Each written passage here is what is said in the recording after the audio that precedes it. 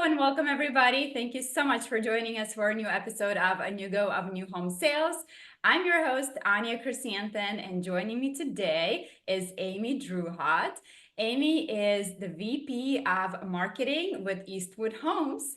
Welcome to the show, Amy. I am so excited to have you on the show today. Thank you for having me. I'm excited to be here. Amy, congratulations to you. Recently, you have written your book, which I have right here, called Just Brave It. Today, I'd love to talk about the book. You obviously have an interesting life story. I must admit, I was reading this book on an airplane and I both laughed and I cried ugly tears. All at the same time, people are probably looking at me like I was insane. You do get a lot of laughs and definitely a lot of touching stories that had me going. So before we get into it, let's hear your story. Obviously, if you guys want to hear the full story, get Yeah, your you got to copy. read the book. But give us a short version of who are you and how did you get into a home building industry? Yeah, so I have been in the industry for over 20 years, so lots of experience in different roles within the industry. But my background and my path to where I am today is a little bit non-traditional. I did start with a large builder, I want to say.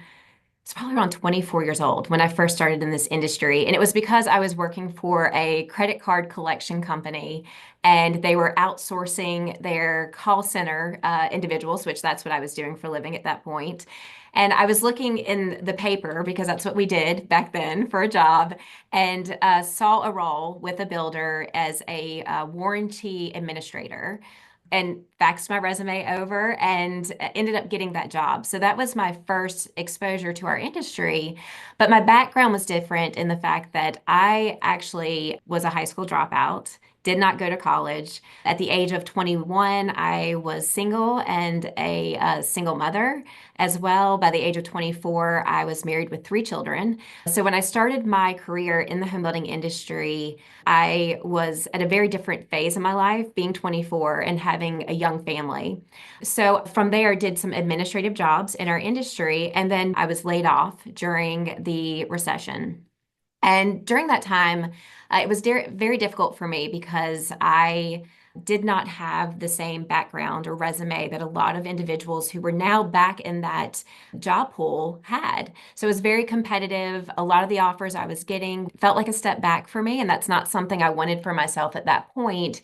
And I had a very young family that I needed to support. So I made flyers and went out and cleaned houses for a living.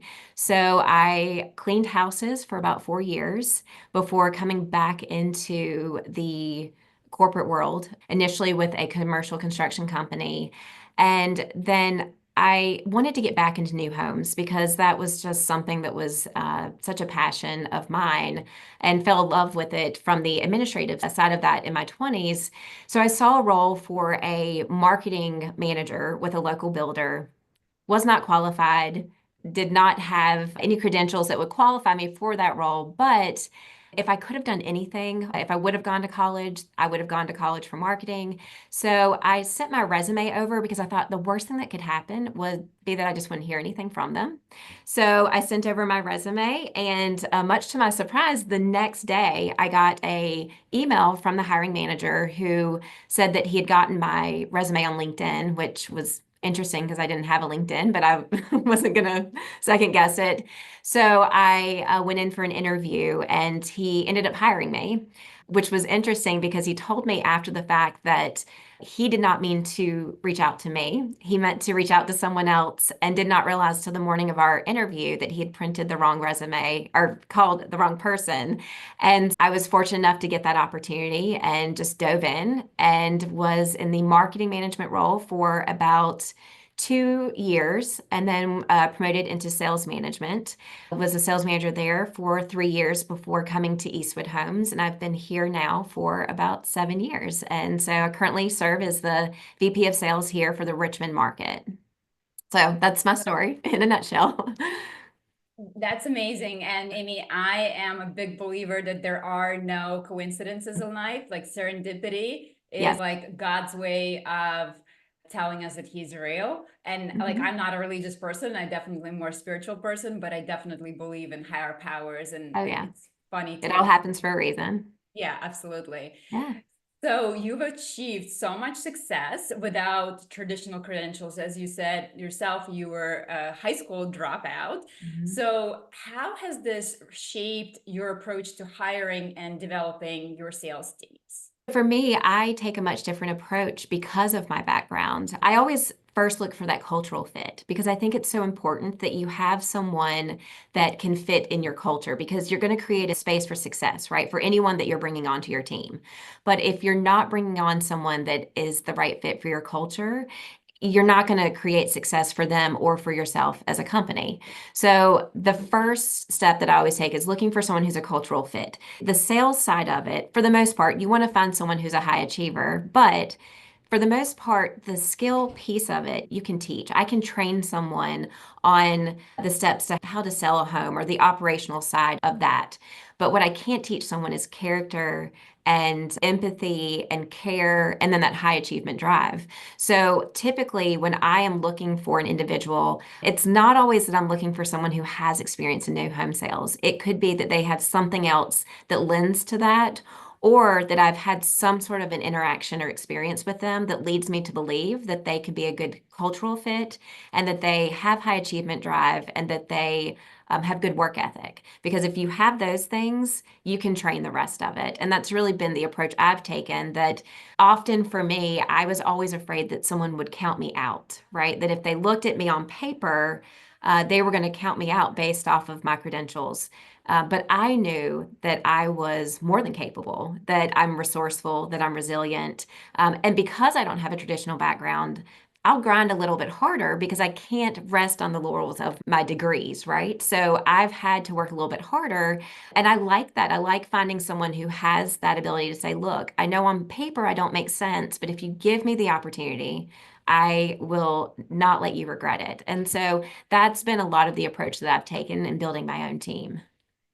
Yeah, that's great. And I do agree with you that culturally, you really have to find that fit first and foremost. Like when we Yes. interview candidates for a new go, it's obviously we talk about the skills that what they're bringing, but it's almost a secondary conversation. First, Mhm. it's how do we think this person's going to fit in within the organization? Do they share the same values as a group? Because if that does not align, no matter how great of a skill set this person brings to the table, usually it's not going to work out. Right. So I'm glad that you share that same belief. So you obviously have quite a story from cleaning houses to vice president of sales. So what was the pivotal moment that made you brave it and decide to put this out into the world? Because writing a book is no small feat, and especially such a personal story. You're sharing very personal life moments. You really open up. As I said, it made me cry, it made me laugh. So, why did you decide to brave it and put it all out there? It's an interesting story because I, as much as I am a learner, I am not a reader. It's not something you've got people who love to read and are, I know people who are reading multiple different books at one time. I'm very selective in my reading. I enjoy reading articles and things. I'm not a sit down, read a book kind of person. And so when people kept saying to me, hey, like you have an incredible story that you should share, you should consider writing a book. I was like, who writes a book when you can actually read the number of books that you've read on one hand? That just seems so ridiculous. But nothing about my path has been traditional, right? So why not do something to inspire someone else? And when I wrote the book, I decided to write the book that I needed. So one, I wanted it to be an easy read. I wanted it to be a page turner that so that someone like me would want to read it. But also when people set out to do things like it would be great to get acknowledged by individuals who have big platforms, right? And it'd be great if Oprah Winfrey would call me and say, hey, I read your book. But the reality is, I didn't write the book for Oprah Winfrey because Oprah doesn't need to read my story to be inspired. I think she's doing pretty good on her own. And so I wanted to write the book that I needed so desperately when I was in my 20s and in my 30s because for me, I always knew that I was capable. Like, capable was not the issue. I was born with the capable gene. I knew that anything that I put my mind to, that I could achieve. but I struggled with feeling worthy. And I think a lot of the times we all, it doesn't matter if you're female or male, we teeter between that line of feeling, knowing that we're capable, but not really feeling worthy. And that's where imposter syndrome and self-doubt and hesitation comes from. And it really took me getting to a place where I made a decision that I was worthy of the life that I wanted to live, that then set me on a path towards achieving the things that I wanted to achieve. Most people don't go from cleaning houses to being a VP of sales in a 13-year span. I wanted to show people that they could. I used to be really embarrassed by my story. I remember for years I didn't share with people my educational background. I didn't share that I cleaned houses because I felt shame for some reason in that. But there was nothing shameful about those things. I should be proud of what I've overcome and where I've come from, but less about being proud, more about sharing with someone else because we all look at other people and we see them from a different lens because we're looking from the outside in. Someone could look at me and say, wow, she's really successful. She's accomplished all these things. She's written a book. I could never do those things. Trust me, I will be the first to tell you that if I can do it, absolutely anyone else can, because I've not had any particular advantage that has given me the opportunities that I've had. I just worked hard for them. So the idea behind the book really was if it inspires one individual, one woman to say, hey, look, yes, this is where I am, but I'm not going to count myself out because I want more for myself. And they go after that, then it serves its purpose, right? So that was really the intention behind the book and what inspired me to write it. I love how you said that you used to be ashamed of the Mhm. fact that you were a high school dropout, that you cleaned homes. And I can see how I probably would have felt the same way. And we all have things within Yes. ourselves that we feel ashamed of for whatever reason. But I love how you turned that upside down into something that is it's your story now, it's your Mhm. power now, and how you lead Yes. with things. So I think that's absolutely genius. And I think if every woman, especially women, obviously men, I think Yes. don't usually have a lot of, Right. trouble with that. So what advice would you give to women looking to advance in home building industry that may be feeling similar way as you have in the past? I do consider myself like a spiritual person. And what I always say is for so long, we all use that phrase, fake it till you make it, right? Like we've all said that. We've all said that we faked it till we made it. I think both men and women use that phrase because we're often put in situations where we don't feel comfortable and we have to show up and pretend that we know what we're doing. And I pivoted a little bit and said, you know what? Like when I thought about my life, I used to say all the time that I'd faked it till I made it. I even had a past boss who would say that to me all the time, that I was really good at that.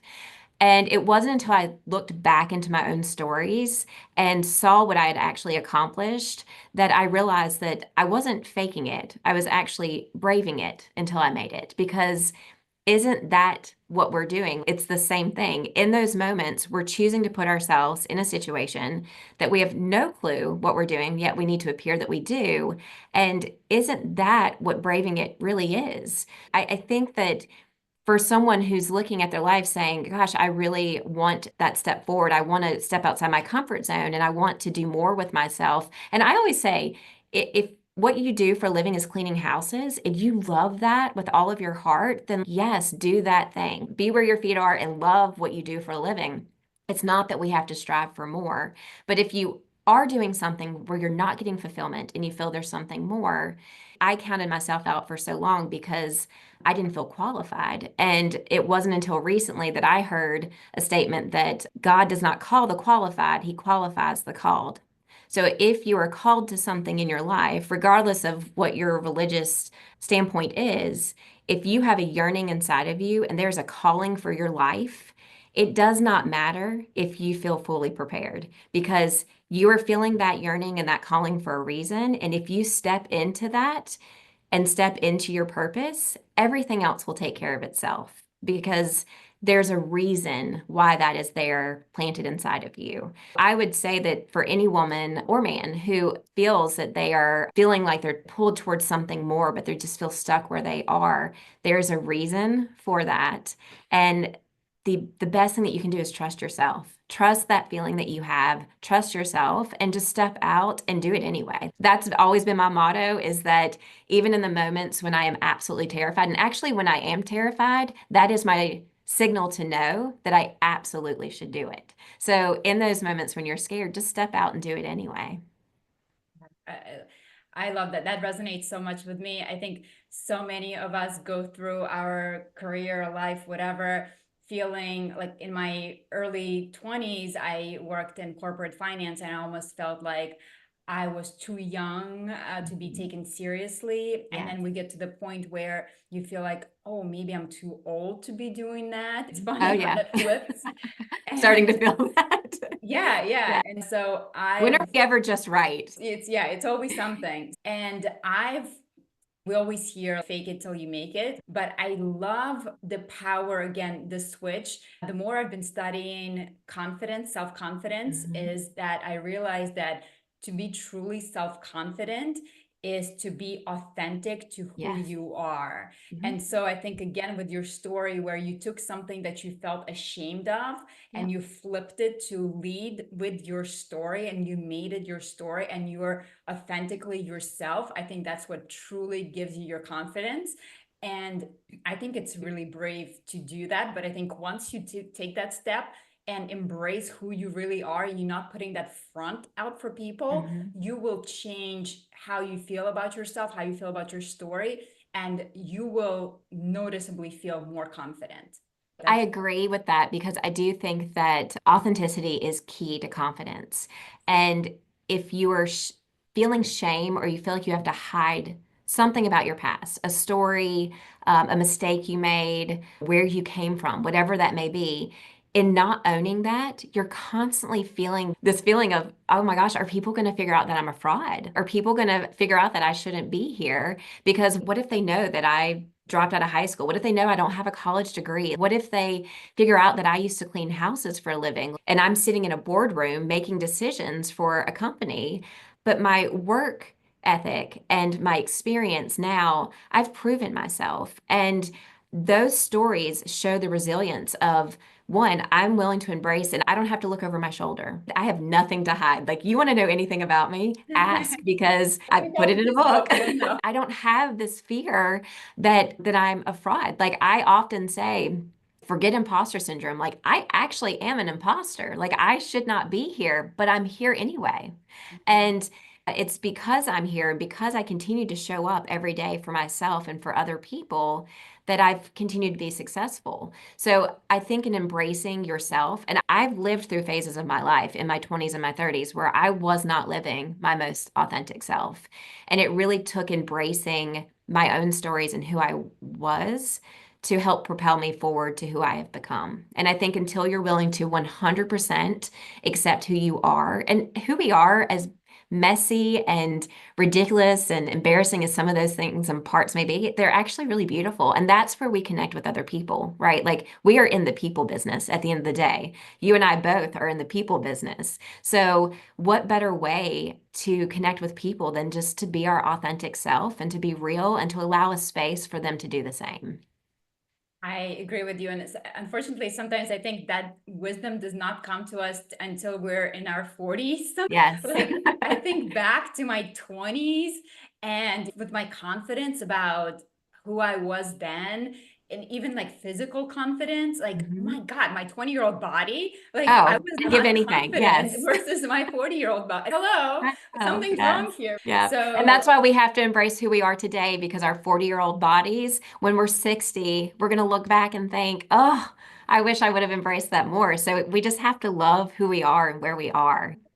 yeah. And so I would challenge our listeners, think about those things that maybe you're not so proud of and how can you turn it into your superpower? Hmm. Because that's really going to truly help you feel more confident. Yes. So, Amy, in your book, you talk about the power of why, and you have a whole formula that I can't remember the exact formula, but I know that there's some steps involved. Yep. So, how does understanding your why impact sales performance, specifically as you coach your sales team? Yeah, so I actually recently did a workshop with a builder out in California based off of this because the book is, as even though there are parallels to our industry, and I refer back to things that are industry related, the book itself is more universal, right? So I actually did a workshop where I took the formula. So it's your who plus why plus how equals fulfillment. So if you understand who you are, so not who you are to others, because we often identify ourselves by a title, right? Like mother, wife, whatever our title is at work. Instead, really looking at who we are as an individual and then our why, so the impact that we want to make in the world, and then our how is brave, then that's how we get to a life of fulfillment. But if you take that and apply it to your professional world, it can be very meaningful because when you think about who you are, so what is your unique ability that you bring to your organization, that you bring to your role and into your industry, and combine that with your why. And I think the why is the most impactful piece of it because we can have a lot of generalized whys for why we do things. But if you can get to the core root of what it is that motivates us every day, we spend more time at work than we do with our own families. And so when you think about it from that perspective, what is it that's motivating you to go out every day and to be engaged in what you do? And I think you have to get really aligned with that why. I recently was meeting with one of my sales team members, and he is an incredible sales rep, but he was having a mediocre year. And I was like, gosh, there has to be something more here. I've got to pull something out of him to really understand what do I need to motivate him. And so I went to his model, said, hey, you know what? Let's leave. Let's go grab lunch. Let's just go sit down and have a conversation. So we left the model, went and sat down, and I was having a conversation with him just about life. I'm like, let's just talk about life. Tell me, what are you excited about right now? And he's actually building a home with us. And he said to me, the reason that I'm so excited about building this home is it's such a full circle moment for me because 10 years ago, I was homeless.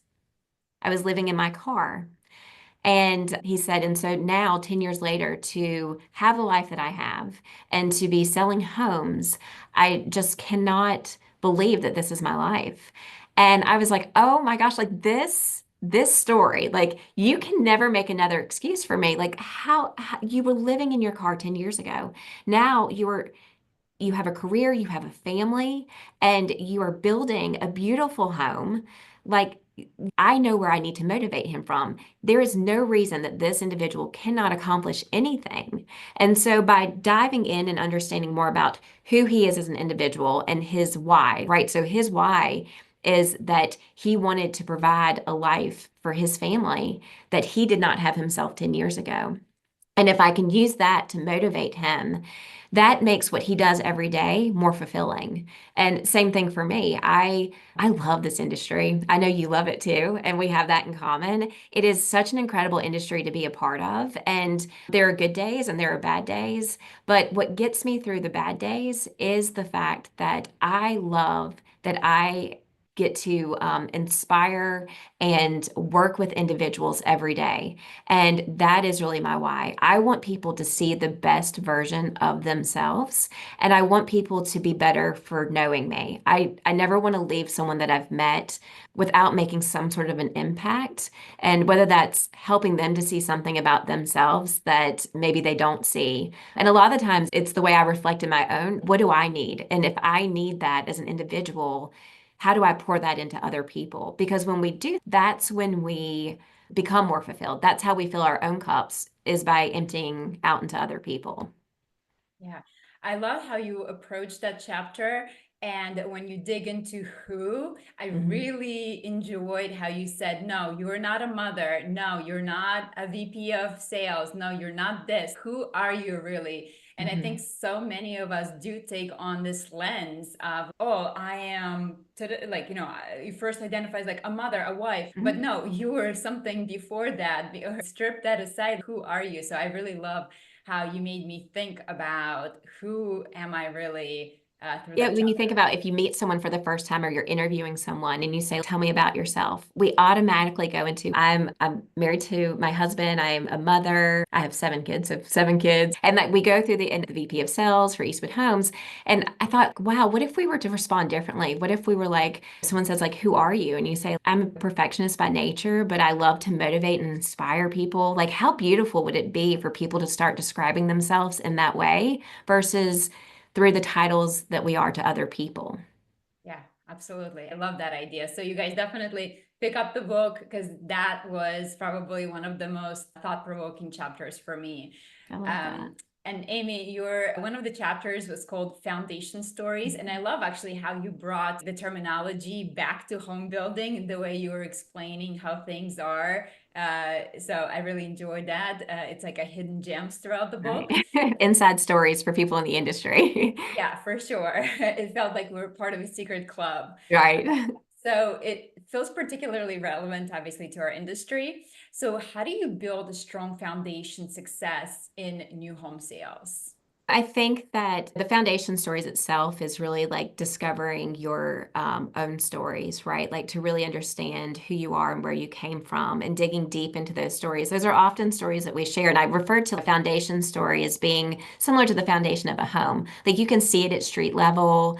Over time, you could add to a foundation if you're adding on to a home. Even if a tornado came through and knocked the home down, that foundation still exists. And the only way to remove it would be through using heavy equipment to remove it, which I would refer to as like years of therapy in our world.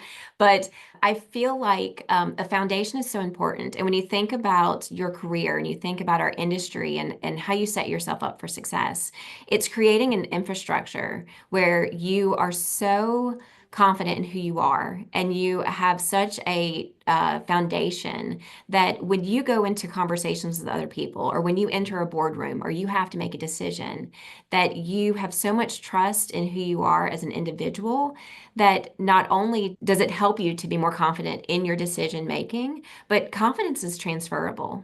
And so when you are communicating with other people and you are confident in those things, that helps them to also feel confident in the decisions that you're making.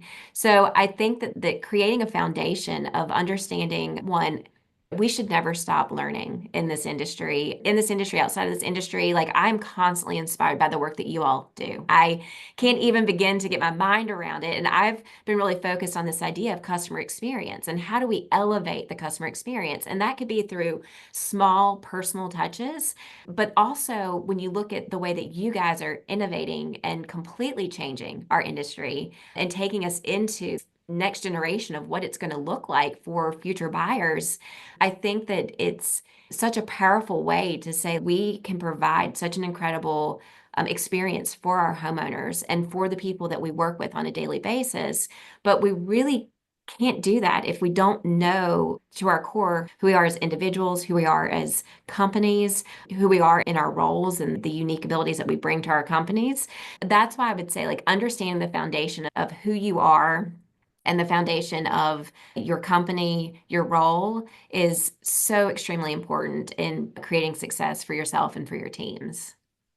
Yeah, I think it's especially relatable when it comes to the confidence and confidence transfer, as you say, Mhm. when it comes to new home sales and how that person can make their customer feel in the Yes. moment. And you could tell right away if somebody is confident in what they're selling or if they're just pushing a product or they have that commission breath.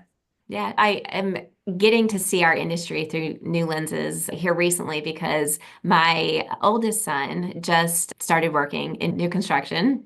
So he's selling for a competitor, which I'm okay with that. An incredible competitor. I love all of our companies here in this industry. But he came home the other day and he walked me through their market homes and the excitement that he felt was so inspiring as he was telling me about their different options and what they had done with this floor plan and his favorite part and his favorite room. And it was so inspiring to remember what that felt like for the first time. Like what we all felt like when we came into this industry and everything was new and everything was amazing. And I hope that we all can find moments in our day to day of what we do where we still feel inspired because I really think that what we do is so unique and it's so special And seeing it now through his eyes has been really inspirational for me. When I walk into one of our model homes or one of our market homes, I'm seeing it different because I'm hearing that excitement. And that's transferable. I told him, I said, when you present this information to a buyer, do it just like that because I felt excited about the home. And I think that is so true. When we love what we do and we are inspired by the spaces that we're in, that comes through. And when we don't, that comes through also. And buying a home is a very difficult decision. I think that it feels like it should be fun, and sometimes it can feel very stressful because it is a big decision. And the more that we can make our buyers feel confident in their decision and celebrate with them, the better that we're all going to be for that. For sure. And lately, home building industry certainly has had its fair share of, I don't want to say hardships. It is very regionally dependent where you are in the country, how things are going. But so far, it looks like new home sales are projected to be the same levels like 1995. Yeah. So it's not looking great. So with all these crazy changes and uncertainties, with higher interest rates and people are just waiting on the fence for the election or whatever the reason might be, how does your mantra of just brave it apply to navigating new home sales right now as you're working with your sales team? I think that we take a very different approach, and I'm about to share my secret sauce with everyone. So, we've been very successful in our market here. And the reason why is because I think that the market is what it is. Interest rates are what they are. And on any given day, you can ask most sales leader what the interest rate is, and they can tell you. If you ask me, I can't tell you. And I do that on purpose because I don't want to spoon feed excuses to myself and to my team. And this kind of all came about early summer because I kept hearing people say that the buyer journey is taking longer. And I was hearing management say this. I was actually hearing consultants say the buyer journey is taking longer. So I went out to meet with one of my sales team members and I said, "Hey, where did the sales stop?" And they said, "It stopped here. The buyer journey is taking longer." And I'm like, wow, we as a leadership team and as an industry are spoon feeding our frontline sales team to believe that the process is taking longer.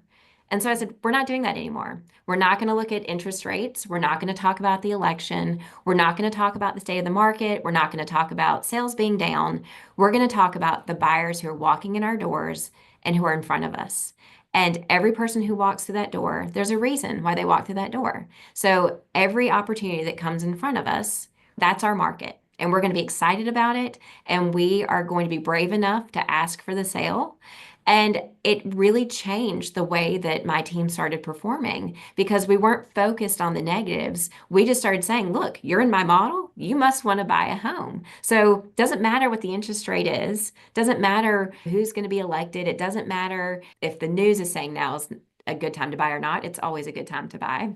But those things don't matter. What matters is that I have someone in front of me who needs a home, and it's my job to provide that to them. And that completely changed the way that we were doing business. And we are seeing numbers that are higher than most other teams because we are choosing to focus on the positives and what's in front of us versus on allowing ourselves to focus on the excuses that we tell ourselves when we're not selling homes. I love that. That is a reason why I don't watch the news. Like, Yes, me either. it's crazy. I get my news from my husband, like what the Yeah. essential Tell me is. the parts I need to know. That's it. Yeah, and I of course read up on technology. That is one news story that I'm always willing to listen to Yes. because it usually has no negativity attached. It's positive, right? We're Yeah, moving in a yeah. neat direction. Exactly. So I love that approach. You almost have to be blind to the news, especially when it's so negative when it Yes. comes to housing market.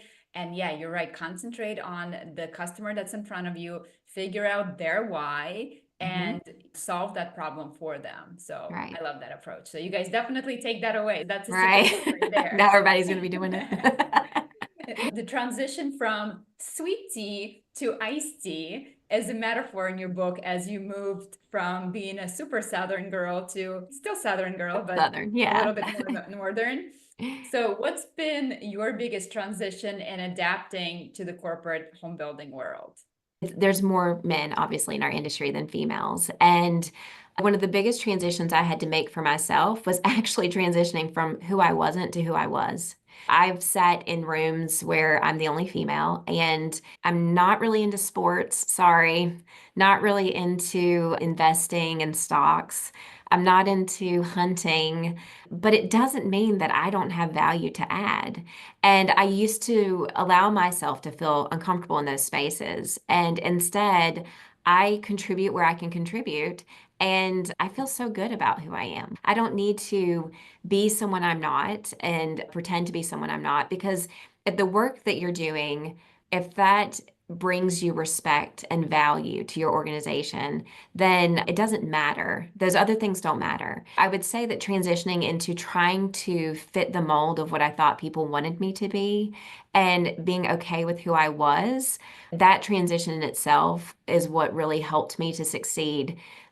Because again, I had a conversation recently with someone about the importance for females in our industry of titles, because title interpretation for women versus men in our industry mean totally different things. And as women, we are often extremely valued within our organization, but unfortunately, if we don't have the title to back that up, that value does not convey outside of our organizations.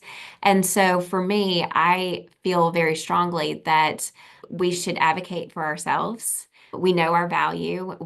I have been fortunate to work with some of the most incredible men we have the best men in our industry. My current leadership at Eastwood is absolutely phenomenal. Our culture here is incredible, and they say what they mean and they do what they say and they act with integrity.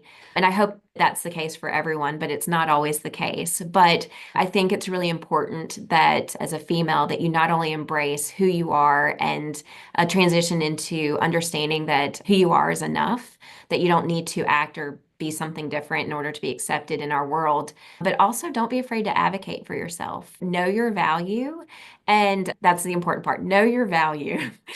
Don't, if you're not self-aware enough to know that you're not adding value, don't overspeak. But when you know your value and you know that you contribute and you work hard, embrace that and don't be afraid to speak up for yourself and advocate for yourself, because in some ways when we're doing that, we're advocating for women behind us, because someone has to be the first to say, hey guys, I know that y'all value me, but I need other people outside of the organization when I'm trying to get things done for us. I need people to value me. Don't be afraid to say that. And because a lot of times it's not because they don't see the value, it's because they don't understand, they can't understand that perspective, right? So it's our job to speak up with confidence and share that perspective and educate those around us, because ultimately I believe that everyone wants the best for everyone else. And when we share in that way and create a space of understanding, we can get a lot more accomplished. Yeah, and if you're sitting in that position, don't be afraid to speak up, because chances are you're in that seat for a reason. And that Mhm. reason is not just because you're a VP. That reason is because of all the background and the uniqueness of your background Mhm. that make you uniquely qualified for that position. So please do speak up. And I think if there's a book for me to write, it would be on how to be a self-promotional whore. Because, Yes. you know, Can that you is call it something that, that I'm please? very passionate about. It's something that people always tell me, like, oh, you're so great at promoting and this and that. And it's one thing I've never been afraid to self-promote. And especially if you're a business owner and you don't have anybody else to promote for you, you gotta be Mhm. self-promoting. Again, make sure you actually have something to back that up with, right? Make sure you Right. know your value, but make sure that you do speak of that value, because sometimes you got to tell people what it is. Your work will speak for itself, but if you just head down working, the reality of the situation is that may not be enough to get you to where you are to be noticed. So Right. definitely speak up. And Right. I again, don't be agree. afraid to bring that uniqueness. That's exactly what people are looking for. So, Amy, as we wrap up today's podcast, what one piece of advice would you give to a person maybe just getting into new home sales? I would say that be a sponge and be aware that I think that the biggest thing for me is that I wish I would have been a little bit more aware at all times, or I guess by aware, I mean like intentional, that sometimes we go in and we do the work and we clock in and we clock out. I wish that I would have been more intentional early on and that I would have asked questions, right? Understand not just what I was touching and doing every day. Like, how do I understand what happened before this and what happens after this and the way that I impact it? Because I think that knowledge is power. At the end of the day, yes, my educational background on paper isn't what a lot of people in our industries is, but my educational background in this industry is far surpasses some people because I made the decision to be a sponge throughout my entire career. I wish that I would have been more intentional in the beginning to really try to seek to understand and not just try to be good at what I was doing because I think for myself I'm so proud of where I am today, but that's over a 20-year span. And what could I have accomplished sooner, faster? Where could I have made an impact earlier on? And I think that's why today I'm so inspired to work with other women and to inspire them and to help them see their full potential because I didn't see that in myself and I wish I would have. But what I would say to the women who are in the industry, who have been in the industry for quite some time and have the experience, is don't hoard that. Don't hoard your experience and don't hoard your success because I wish so desperately that I would have had someone that, one, in some ways a protector, but someone who helped me to understand my potential, to see the path forward of what I could potentially do and how to get there. And I think that we have an opportunity now to impact those who come behind us to help them to see their potential much sooner and to not have to go through some of the things that we had to go through to get to where we are.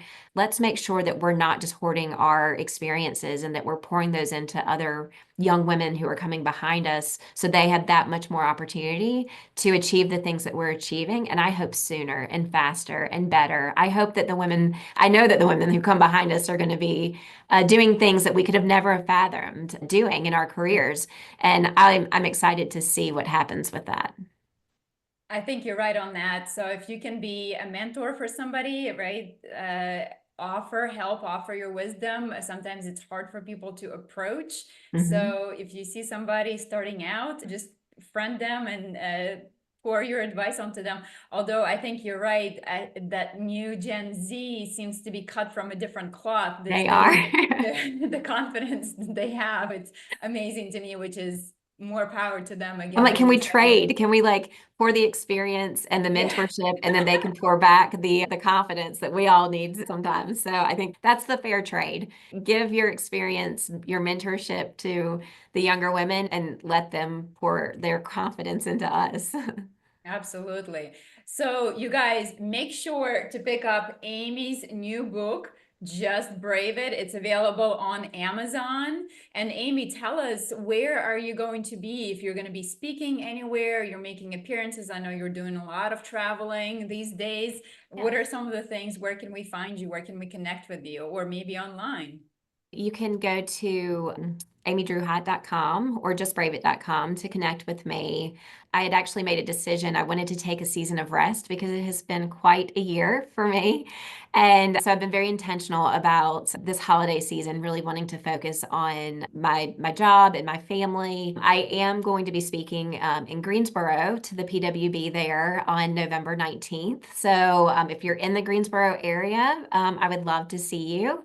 And then through the end of the year, I do have a couple of webinars and other podcasts that I'll be on. So if you follow me through my website and through my social media platforms, you'll be able to hear about those things there. And then next year, I guess the sky is the limit. So we'll see what happens for 2025. As you all know, it is a balance. I have 7 children. I love what I do for Eastwood. That is obviously a priority for me. I'm so fortunate to work for an incredible company doing something I love. And I love that they support that I have this and I get the opportunity to work with women and inspire. So if you would like to connect with me, feel free to reach out through my website. And I would love to hear your brave story and continue to have conversation. Thank you so much, Amy, for being a guest on today's show. Again, I laughed, I cried reading your book. At first I was like, dang it, couldn't she do an audio recording? Because like you, I'm working on it. That is oh, coming. good, So. good. Okay. Because like you, I'm a reader. I consume a lot of books, but in audio form, just because being a busy mom. So it came down to being on an airplane stuck Mhm. with no internet option to really Yeah. get through it. But again, it's an easy read. Even I could finish it. So again, for a person who, as you say, read books that you can count on your on On your my one hand. hands. Yes. If she wrote it and she made it very entertaining, you guys can definitely get through it. So it's an amazing book. And again, so many teachable moments throughout the book and really thought provoking. So, Amy, thank you so much for being on today's show. I am so proud to be your friend, to know you, and to support you in this journey. Thank you. Thank you so much for having me. Talk to you soon. Bye. Bye.